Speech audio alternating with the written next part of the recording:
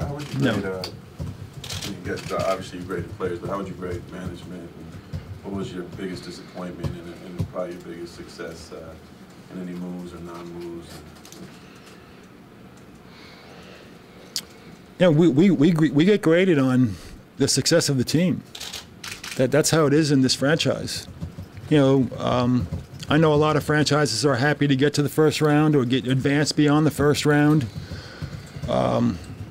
You know, we certainly did no worse than we did a year ago, but we're disappointed.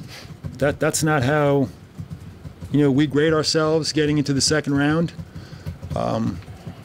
You know, we thought going into the season, and even up till a week ago, that we were one of 3 or 4 or 5 teams, you know, that could contend for a championship. And it's hard to get in a position if you're in this league with 30 owners that are very competitive, different market sizes, different rules, contracts that are already in place that now have to operate under different rules. It's really hard to get into a position where you really feel going into training camp that, hey, we have a shot at it. And we felt we did. So to watch, you know, the semifinals in the conference and in the finals, it's a disappointing feeling. Can you clear the air at all about, is there a difference in the way you had to deal with upper management and the ownership this year as opposed to, let's say, the last 3 or 4 or 5 years? Or maybe just well, I think you're certainly no. Well, there's 2 things. I mean, you know, well, actually, I'll just limit it to one thing and keep it simple. You know, the last 2 or 3 years, no, there's been no difference. You know, 5, 6, 7 years ago, you know, I dealt, you know, more direct with Dr. Buss. Maybe even a little bit longer than that. And over the last 5 or 6 years, you know, the 3 of us have been working very closely together.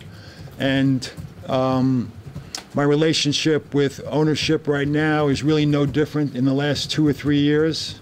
It hasn't changed this year versus 2 or 3 or maybe even 4 years ago.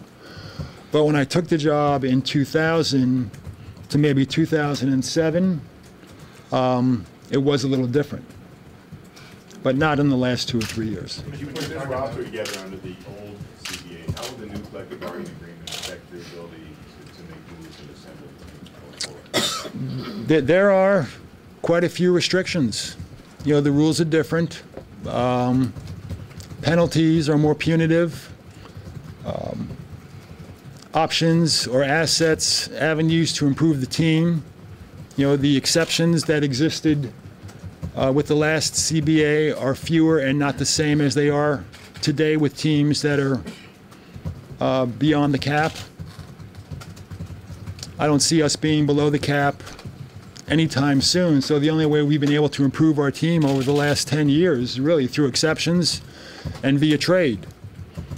The exception route is severely limited right now. Will the more punitive salary, luxury tax affect your ability? Do you see yourself Absolutely. trying to avoid I think it's going to, I can't see us avoiding the tax. You know, Dr. Buss, under the correct circumstances, has always been willing to pay a tax. But if you just look at the levels of the new tax in a year from now, you could see that tax being paid a year or 2 ago or even this year is dramatically different 2 years from now. So that would have to be a consideration, and I know every club in the league is aware of it as well. I'm sorry, Scott, go ahead. So when you were saying that you think there's going to be some changes, you seem to be referencing free agents. I was reading what you said, right, because players have decisions and you have decisions. Beyond that, do you see this team being more aggressive in pursuing a trade this summer? Why not? Sure. I mean, when you lose, you know, went through it last year. I'm not, you know, and we didn't make really, other than at the trade deadline, we didn't do anything last year.